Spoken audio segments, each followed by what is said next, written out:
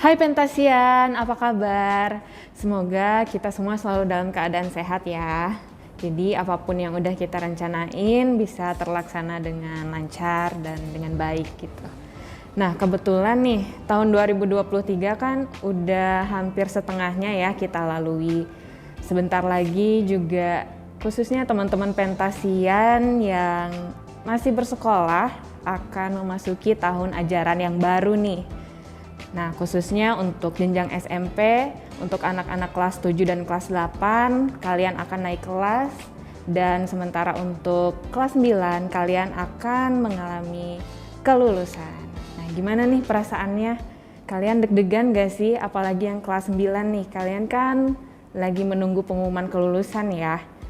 Jujur, kalau Miss, dulu tuh Miss deg-degan banget sih waktu nunggu pengumuman kelulusan.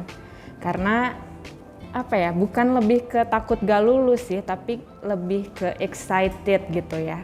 Karena setelah lulus kan kita akan ada di lingkungan yang baru, teman-teman yang baru, guru-guru yang baru gitu kan.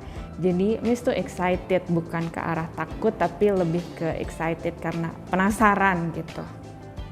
Apalagi setelah pengumuman kelulusan kan perpisahan ya. Jadi sebenarnya perasaannya campur-campur sih, ada senang sama sedihnya ya nggak sih? Karena perpisahan itu kan kita mesti berpisah dengan guru-guru, terus mungkin kita akan berpisah juga sama teman-teman kita yang udah akrab banget semasa SMP karena mereka harus melanjutkan pendidikan mereka keluar kota gitu kan. Tapi kalau Miss sendiri, Miss itu masih temenan sama teman-teman SMP Miss dari dulu sampai sekarang. Kita udah kerja, udah beda-beda kota, tapi kita masih sempat untuk bertukar kabar gitu. Kayak waktu kemarin COVID, kita juga sering mengadakan Zoom meeting gitu, sekedar untuk update tentang kehidupan. Terus waktu udah boleh keluar ya kita sempat ngopi bareng, makan bareng gitu. Jadi kalian juga walaupun nanti akan beda sekolah karena beberapa teman kalian harus keluar kota ya, kalian tetap bisa saling menjaga hubungan. Apalagi nanti juga waktu SMA kan kalian akan dapat teman baru gitu ya. Karena kalau menurut Miss, ya udah temenan sama siapa aja. Tapi untuk menjaga circle yang lebih dekat, kalian harus pilih-pilih sih. Nah, kalau Miss sendiri untuk circle yang lebih dekat yaitu teman-teman waktu SMP gitu, sampai sekarang masih berteman. Nah, balik lagi nih soal kelulusan sama perpisahan untuk kelas 9. Kalian itu setelah lulus pasti ada masa-masa persiapan untuk masuk SMA kan? Nah, di podcast kali ini Miss mau share beberapa tips atau beberapa hal yang bisa kalian lakukan untuk ya mempersiapkan diri kalian saat masuk SMA. Nah, yang pertama, yang pastinya itu kan kalian harus siap-siapin berkas-berkas, terus seragam, alat tulis, buku pelajaran, itu udah pasti ya, kayak peralatan dan perlengkapan sekolah. Untuk tips yang kedua, karena kalian mau masuk SMA, berarti kalian itu kan ada di lingkungan yang baru nih teman-teman. Kalian harus berhadapan dengan guru-guru yang baru, karyawan yang baru, terus teman-teman yang baru juga gitu ya. Jadi tips dari Miss, kalian harus aware sama lingkungan sekitar kalian. Kalian harus tahu tentang peraturan di sekolah itu. Kalian juga harus mengikuti kegiatan-kegiatannya. Jadi kalau kalian ada kemauan untuk memahami lingkungan sekitar kalian, ya kalian bisa beradaptasi lebih cepat gitu ya. Dan untuk tips yang ketiga nih teman-teman, tentunya SMA ini kan nanti kalian akan lanjut lagi ke perguruan tinggi, baik swasta maupun negeri gitu ya. Dimana kalian itu harus persiapan kan, karena untuk masuk perguruan tinggi nanti ada tes, atau bisa juga untuk masuknya bisa jalur rapot gitu ya. Nah, baik jalur rapot maupun tes kalian itu kan perlu pemahaman, terus perlu nilai yang bagus juga. Dan menurut Miss, untuk mencapai tujuan itu kalian bisa membuat dan merencanakannya ketika kalian baru masuk SMA. Jadi kalian bisa membuat kebiasaan-kebiasaan yang bagus, kebiasaan yang positif yang bisa menunjang tujuan kalian gitu. Tips yang ketiga, Miss bisa kasih share ke kalian. Kalian itu mungkin bisa membuat jadwal belajar atau to-do list lah ya biasanya. Jadi kalian itu bisa catat apa aja yang perlu kalian lakukan sehari sebelumnya. Misalnya besok kita mau belajar di sekolah dari jam berapa sampai jam berapa. Terus abis pulangnya kalian bisa tentuin kalian mau istirahat dulu lah atau mau lanjut belajar lagi atau mau lanjut les. Terus abis itu kalian mau main dan yang lainnya kalian bisa tentuin di to-do list itu. Jadi selain kalian belajar soal tanggung jawab dan membagi waktu, kalian juga bisa belajar tentang skala prioritas. Mana yang lebih penting dan urgent itu bisa kalian masukin di to-do list itu sesuai dengan deadline-nya. Terus tips yang keempat itu tentang belajar sih. Ini tentang metode pembelajaran. Kalian sendiri tahu nggak sih metode belajar apa yang paling efektif buat kalian? Karena setiap orang kan punya metode belajar yang beda-beda ya. Kayak Miss pernah punya temen waktu itu, dia belajar paling efektif itu malam atau enggak pagi-pagi katanya. Karena di jam tersebut dia lebih mudah paham. Terus ada juga yang belajar lebih efektif dengan menggunakan visual, misalnya lihat gambar atau menonton video gitu ya. Terus ada juga yang dia belajar sambil membuat catatan sendiri, kayak gitu. Dan ada juga beberapa teknik yang Miss baru ketahui kemarin-kemarin. Jadi Miss baru tahu metode ini dari salah satu mahasiswi di Harvard University. Dia itu pakai metode yang namanya Pomodoro. Nah, metode Pomodoro ini itu membagi antara jadwal belajar dan jadwal istirahat. Biasanya itu 25 menit belajar, terus 15 sampai 20 menitan itu istirahat. Tapi itu tergantung kalian, karena si mahasiswi dari Harvard University itu dia pakai 50 menit untuk belajar dan 10 menitnya untuk istirahat, kayak gitu. Jadi tergantung gimana kalian enaknya, gimana efektifnya menurut kalian, bisa kalian coba.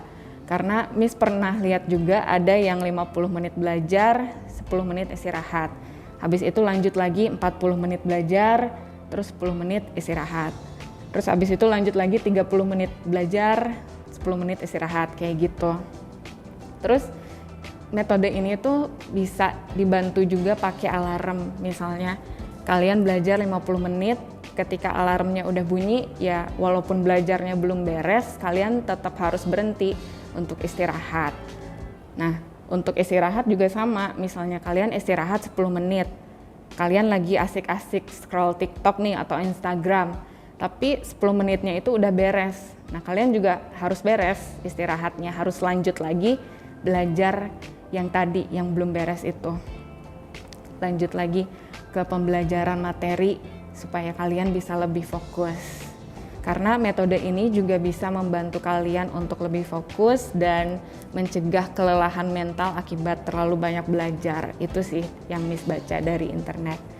Terus ada juga teknik yang namanya scribble. Nah, kalau teknik scribble ini Miss baru lihat di TikTok dan belum pernah Miss coba juga. Mungkin beberapa saat ke depan Miss bakal coba teknik ini.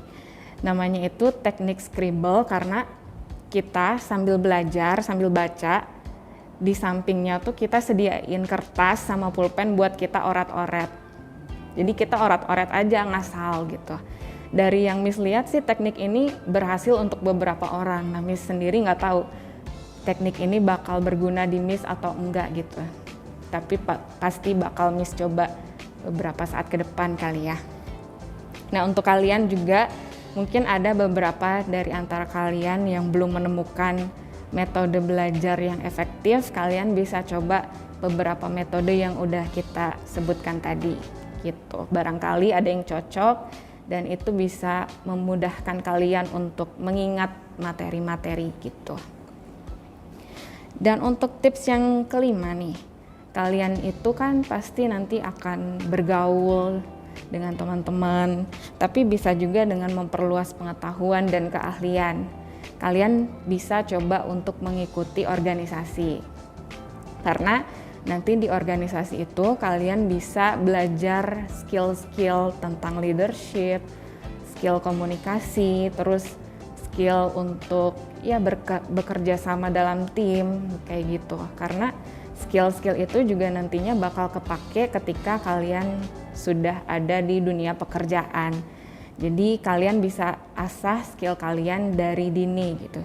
Ketika kalian masuk SMA, kalian bisa join organisasi.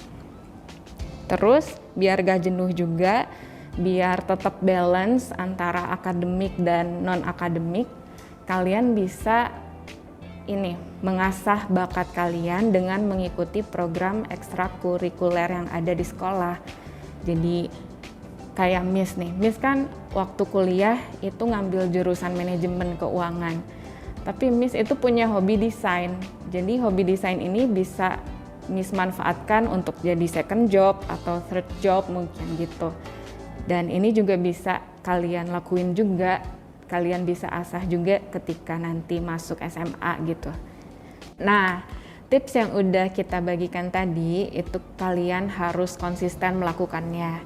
Kalian bisa melakukan itu untuk menjadi kebiasaan baru, kebiasaan positif sehingga nantinya kalian bisa mencapai tujuan-tujuan kalian. Misalnya belajar itu kan pasti susah ya, motivasinya itu untuk belajar pasti susah kan, karena anak-anak biasanya lebih suka untuk main HP atau ya scroll TikTok gitu ya. Tapi kalau misalnya kalian punya kebiasaan ini dari kalian masih muda, itu tuh bisa mempermudah kalian ketika kalian tua nanti. Karena sesuatu yang worth it untuk jangka panjang itu pasti susah di awal, sebelum itu nanti akan menjadi mudah di akhir. Gitu sih. Jadi semoga kalian bisa melakukan tips-tips yang tadi Miss udah share, sehingga nanti juga kalian bisa enjoy masa-masa SMA kalian. Selain itu kalian bisa meraih prestasi yang banyak dan menjadi pribadi yang lebih baik daripada pribadi kalian yang sebelumnya. Oke, segitu aja tips yang bisa Miss kasih. Kalau misalnya menurut teman-teman Pentasian masih ada yang belum disebutin, kalian bisa nambahin di kolom komentar ya. Oke, sekian pentas kali ini. Thank you for watching. See you.